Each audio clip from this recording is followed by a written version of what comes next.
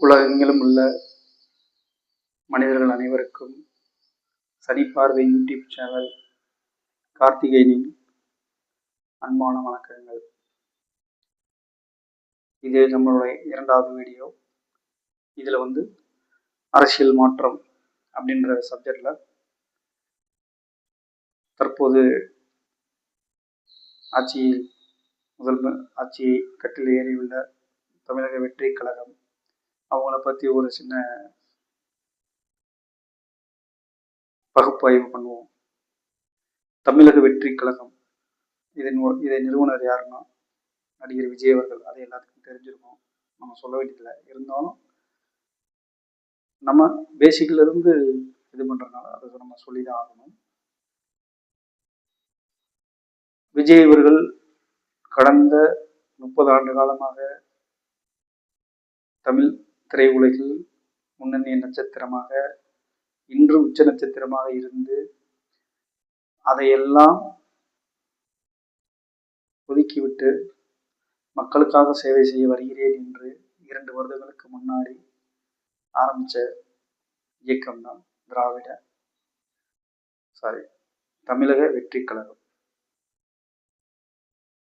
2 வருஷத்துல தமிழ்நாட்டில் ஆட்சியை பிடிக்க முடியுமா அப்படின்னு எல்லா பேருமே சொன்னாங்க, வச்சாங்க, எல்லாம் பண்ணாங்க. ஆனா 2 வருடத்துல தமிழ்நாட்டில் ஆட்சியை பிடிச்சி முதலமைச்சரமாகி 107 எம்எல்ஏவும் எடுத்திருக்காங்க. இன்னைக்கு ஆட்சி செஞ்சுக்கிட்டு இருக்காங்க. இது மிகப்பெரிய ஒரு அதிசயம். ஆனா எல்லாரும் என்ன சொல்றாங்க, பிரச்சாரத்துக்கே போகல, இன்ஸ்டாகிராம்ல போட்டு சின்ன பிள்ளைகள்லாம் இது பண்ணி ஆட்சியை பிடிச்சிட்டாங்க, ரீல்ஸ் மோகம் அப்படின்னு சொல்றாங்க. ஆனால் இன்னைக்கு உள்ள டெக்னாலஜியை கரெக்டாக பயன்படுத்தி கரெக்டாக காய் நகர்த்தி ஆட்சியை பிடிச்சிருக்காங்க. அது மட்டும் இல்லை, இதுக்கு முதல் காரணம் நடிகர் விஜய் அவர்கள் மட்டும்தான், வேற யாரும் கிடையாது. நடிகர் விஜய் அவர்கள் மட்டும்தான் தமிழக வெற்றி கழகம் ஆட்சியை பிடிக்க காரணம்.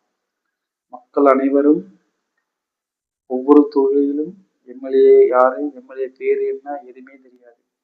ஒரே ஒரு ஆளை மட்டும்தான் தெரியும், நடிகர் விஜய் மட்டும்தான் தெரியும். அவரை நம்பினாங்க, அவருக்கு வாக்களித்தார்கள், அவர்களை ஆட்சி கட்டில உட்கார வைத்திருக்கிறார்கள். வேற எந்த காரணமும் கிடையாது. மக்கள் விரும்பியிருக்காங்க, அரசியல் மாற்றம் வேணும், அதுக்கு ஒரு ஆள் வேணும் அப்படின்னாங்க. அந்த டைத்துல விஜய் உள்ள வந்திருக்காரு, மக்கள் வாக்களிச்சிருக்காங்க. ஏன் விஜய்க்கு மக்கள் வாக்களிச்சாங்க அப்படின்னு ஒன்று தெரிஞ்சுக்கணும். தமிழ்நாட்டுல இதுக்கு முன்னாடி 2 ஆளுமைகள் இருந்தாங்க. ஒண்ணு ஐயா டாக்டர் கலைஞர் ஐயா, இன்னொன்னு அம்மா செல்வி ஜெயலலிதா அம்மா. இவங்க 2 பேரும் ஆளுமையில இருக்கும் போது யாருனால எதுவுமே செய்ய முடியாது. எவ்வளவோ யாரோ முயற்சி பண்ணாங்க, எல்லாம் பண்ணாங்க. அவங்க 3ஆம் கட்டத்துல தான் இருந்தாங்க. இவங்க இடத்துக்கு வர முடியல. இவங்க 2 பேரும் தான் மாறி மாறி மாறி மாறி வந்துகிட்டு இருந்தாங்க. இப்ப நம்ம அந்த 2 தலைமைகளையும் இழந்துட்டோம். அந்த வெற்றிடம்னு ஒண்ணு இருக்கு.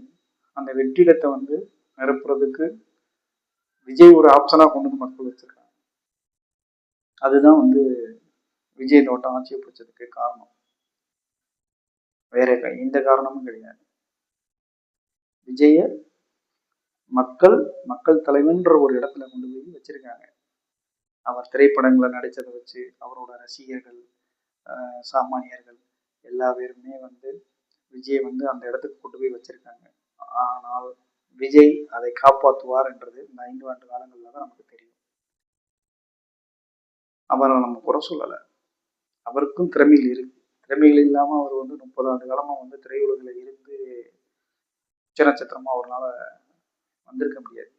திறமை இருக்கனாலதான் அவர் அந்த இடத்துக்கு வந்தார். அவருக்கு இவ்வளவு ரசிகர்கள் இருக்காங்க. அப்ப நம்ம அதை குறைச்சு மதிப்பிட முடியாது. இருந்தாலும் வந்த உடனே அவருக்கு ஆட்சி கட்டில் கிடைத்ததுக்கு காரணம் என்ன அப்படின்னா, 2 ஆளுமைகள் நம்ம இழந்தது இருக்கிற இடத்துல விஜயை கொண்டு ஒரு ஆப்ஷனா வச்சிருக்காங்க. அதை விஜய் அவர்கள் காப்பாற்றிக் கொள்ளணும்னு நம்ம கேட்டுக்கொள்கிறோம். நம்ம யூடியூப் சேனல் மூலமா நம்ம கேட்டுக்கிறோம். ரெண்டாவது, விஜய் ஜெயிச்சிட்டாரு, ஆட்சிக்கு வந்துட்டாரு. ஓகே, ஏன் திமுக தோத்தது? ஆளுங்கட்சியா இருக்க திமுக ஏன் தோத்தது? அவ்வளவு திட்டங்கள் செஞ்சாங்களா? மக்களுக்கு தேவையான அவ்வளவு திட்டங்கள் செஞ்சாங்க. ஏன் தோத்தது? அது ஆராயணும். அவங்க தோத்ததுக்கு பல காரணங்கள் இருக்கு. ஒண்ணு, கூட்டணி கட்சி. 2, கூட்டணி கட்சிக்கு இவங்க செஞ்சது.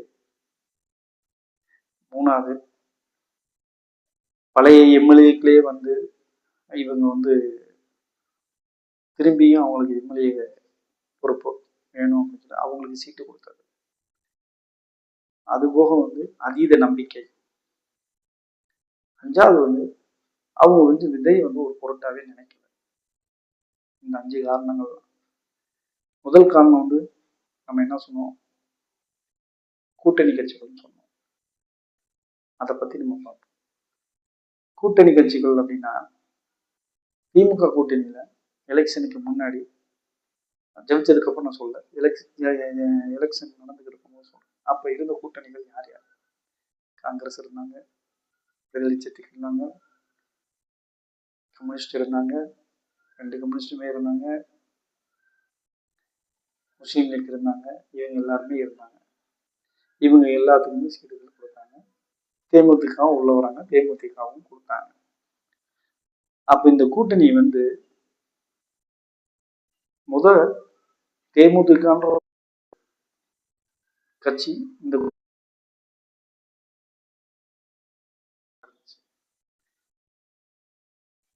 தேமுதிக உள்ள வரவும் அவங்களுக்கு ஒரு ராஜ்யசபா சீட்டும் இவங்க எம்எல்ஏ இதுக்கு ஒரு 10 சீட்டும் கொடுக்காங்க போது, அப்ப கூட்டணியில் உள்ள கட்சிகளுக்கெல்லாம் இவங்க இருக்கிற சீட்டெல்லாம் குறைக்கிறாங்க.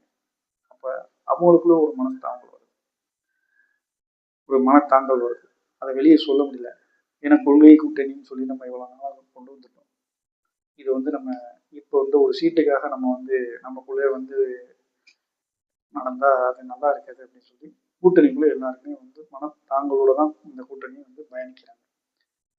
மிக முக்கியமான ஒரு விஷயம் என்னன்னு கேட்டீங்கன்னா, காங்கிரஸ் நல்லா எடுத்து பாருங்க. பீகார்ல இதைதான் செஞ்சாங்க, மேற்கு வங்கத்திலும் இதைதான் செஞ்சாங்க. அவங்க இருக்கிற எல்லா மாநிலத்திலையும் கடைசி வரைய சீட்டை பிரிக்கிறதுலையும், கூட்டணி கட்சியில சீட்டை பிரிக்கிறதுலையும், வேட்பாளர்கள் இது பண்றதுலையும் கடைசி வரைய அவங்க இழுத்தடிச்சு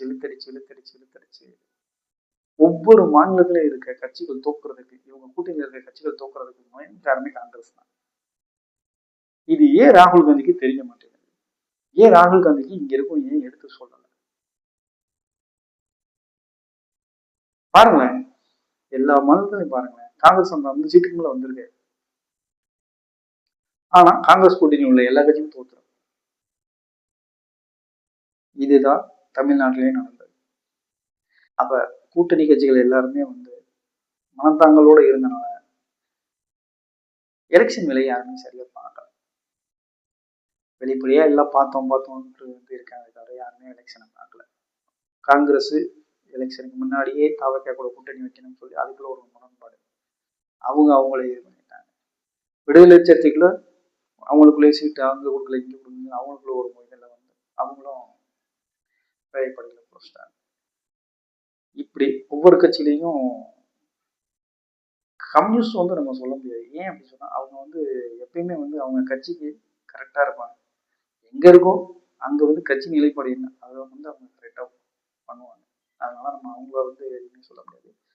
அதே மாதிரி ரிசல்ட் வர்ற வரையே இப்போ தாவைக்கால சேர்ற வரையே முஸ்லீம் லீக் கட்சிகள் திமுக கூட்டணி ரொம்ப இதாங்க. திமுக கூட்டணி பத்தி சொல்றது இதுதான். திமுக தோத்ததுக்கு கூட்டணிக்குள்ள இருந்த அந்த சலசலப்பு இதுதான். இதனாலதான் சரியான ஒரு செயல்பட இல்லாம தோத்துட்டாங்க. கூட்டணிக்கு திமுக கட்சி என்ன செஞ்சிச்சு அப்படின்றது 2வது ஒரு காரணம் சொன்னோம் இல்லையா? அந்த காரணம் என்னன்னா இதுதான். தேமுதிக உள்ள கொண்டு திடீர்னு தேமுதிக ஒருத்தவங்களை உள்ள கொண்டு ஒரு சதவீத ஓட்டு வேணும் அப்படின்ற தேமுதிக உள்ள கொண்டு அவங்களுக்கு ஒரு ராஜ்யசபா சீட்டு கொடுத்து அவங்களுக்கு ஒரு 10 சீட்டு கொடுப்போம். இங்குமே ஏற்கனவே இருக்கிற நல்ல ஜெல்லா இருக்கிற கட்சிகளுக்குலாம் ஒவ்வொரு சீட்டை குறைக்கவும் இவங்களுக்குள்ள மனஸ்தாபம் வந்து அது சரியா வந்து ஜெல்லாகி வேலை பார்க்கும். அதனாலதான் கூட்டணி வந்து வெற்றி அடையாம ஒரு குறிப்பிட்ட சீட்டுகள் எடுத்து 2ஆம் இடத்துக்கு வந்துருச்சு. 3வது ஒரு காரணம் சொன்னோம். என்ன காரணம் சொன்னோம்?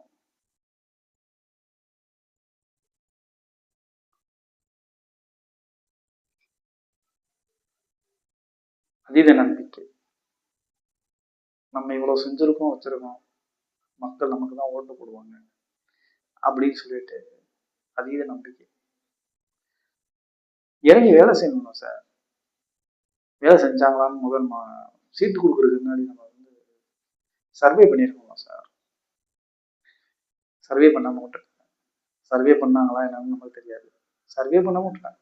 சர்வே பண்ணி கரெக்டா சர்வே பண்ணியிருந்தாங்கன்னா வேலை செய்யாத எம்எல்ஏக்கெல்லாம் திருப்பி வேட்பாளராக வந்து கொடுத்துருக்க மாட்டாங்க. அப்போ புதுசா ஆளுநர் மாத்திருந்தாங்கன்னா கொஞ்சம் ஜெயிக்கிறதுக்கு வாய்ப்புகள் இருந்திருக்கும். மக்கள் நம்மளுக்கு தவிர வேற யாருக்கும் ஓட்டு போட மாட்டாங்க அப்படின்ற ஒரு அதீத நம்பிக்கை. அதனாலதான் தோக்குறது ஒரு காரணமாயிடுச்சு. அடுத்து வந்து விஜய் வந்து அவங்க வந்து ஒரு பொருட்டாவே நினைக்கிறாங்க. அவரை விமர்சிக்கவே இல்லை. இவங்களும் சரி, மற்ற அதிமுக கட்சிக்காரங்களும் சரி, விஜய் வந்து அவங்க வந்து ஃப்ரீயா விட்டுட்டாங்க. இவங்க ரெண்டுத்துக்குள்ளதான் வந்து இவங்க ரெண்டுத்துக்குள்ளும் போது அதிமுக வந்து இவங்களதான் தாக்கி பேசிக்கிட்டு இருக்காங்க. ஆனா திமுக என்ன பண்ணாங்க? பிஜேபி தான் தாக்கி பேசிக்கிட்டே இருந்தாங்க. எவ்வளவு நாளைக்கு சார் மாநில தேர்தல் போது மாநில கட்சிகளை முதல் பார்க்கணுமா இல்லையா? மாநில கட்சிகளை என்ன என்ன இது பண்ணணுமா இல்லையா? அதை விட்டுட்டு இவங்களை வந்து சிறுமைப்படுத்தணுன்றதுக்காக, அதிமுகவை சிறுமைப்படுத்தணுன்றதுக்காக எங்களுக்கு எது வந்து மத்தியில தான் இருக்காங்க, இங்க யாரும் இல்லை அப்படின்னு களத்துல வந்து 4 பேர் இருக்கீங்க அப்படின்னா 2 பேர் தனித்தனி. ஆனா நீங்க பலமான கூட்டணி நீங்க சொல்றீங்க, அங்கிட்ட அதிமுக அவங்க பலமான கூட்டணின்னு சொல்றாங்க. அவர் நாம் தமிழர் எப்பயும் போல நான் வந்து என்னோட கொள்கையை நான் மாத்திக்கிற மாட்டேன்னா அவர் வந்து வட்டம் வந்து அவர் வந்து தனித்திருந்து அவரோட இதை அவர் காமிச்சுட்டே வர்றாரு. புதுசா விஜய் அவர்கள் வந்திருக்காரு. உங்களுக்கு நல்லா தெரியுது விஜய் அவர்களுக்கு இவ்வளவு கூட்டம் வருது, மக்கள் இவ்வளவு பேர் வந்து விஜய் அவர்களை வந்து பார்க்க வராங்க அப்படின்னா அதை ஏன் உதாசனப்படுத்துறீங்க? ஏன் அதன் மேல நீங்க கவனம் செலுத்துறீங்க? அதன் மேல கவனம் செலுத்தி அவர் மேல இருக்கிற இதெல்லாம் ஓரளவுக்கு நீங்க வந்திருக்கலாம். நீங்க என்ன பண்றீங்கன்னா டோட்டலாவே வந்து அவரை வந்து ஒரு கணக்குலவே நீங்க எடுக்கல. நீங்க அவரை பத்தி எதுவுமே விமர்சனங்கள் எதுவுமே நீங்க சேர்க்கல. அதுதான் அவர் ஜெயிச்சதுக்கு தான். ஏன் அப்படின்னு கேட்டீங்கன்னா மக்கள் யாரை தேர்ந்தெடுக்கணும்னு ஒரு குழப்பத்துல இருக்காங்க. அப்ப நீங்க என்ன பண்ணணும்? எல்லாத்தையும் பத்தி எல்லாத்துக்கிட்டையும் இருக்க நெகட்டிவ் பத்தி தான் நீங்க சொல்லணும். அதை விட்டுவிட்டு அதிமுகவையும் விட்டுட்டீங்க. அதிமுக கூட்டணியில இருக்க பாரதிய ஜனதா கட்சி மேல இருக்கு. அதை மட்டும்தான் நீங்க பேசுறீங்க, அதை மட்டும்தான் நீங்க செய்யறீங்க. அப்ப மிச்ச கட்சிகளுக்கெல்லாம் ஃப்ரீயா அவங்கள பிரச்சாரம் பண்ணி ஃப்ரீயா அவங்கள முன்னாடி நகர விட்டீங்க. அதுதான் தப்பு. நீங்க பண்ண மிகப்பெரிய தப்பே வந்து விஜய் அவர்கள் நீங்க விமர்சனம் பண்ணாதான். அவர் விமர்சனம் வளர்ந்துருவாருன்னு நீங்க நினைச்சீங்க. நீங்க பண்ணாதனால அவர் உச்சத்துக்கே போயிட்டார். அவரோட நெகட்டிவ் நீங்க எடுத்து சொல்லியிருக்கணும். அவர்கிட்ட என்னென்ன நெகட்டிவ் இருக்கு, அவர் எப்படி இது இருக்காரு, மக்கள் மத்தியில் நீங்க அதை கொண்டு போயிருக்கணும். நீங்க கொண்டு போக.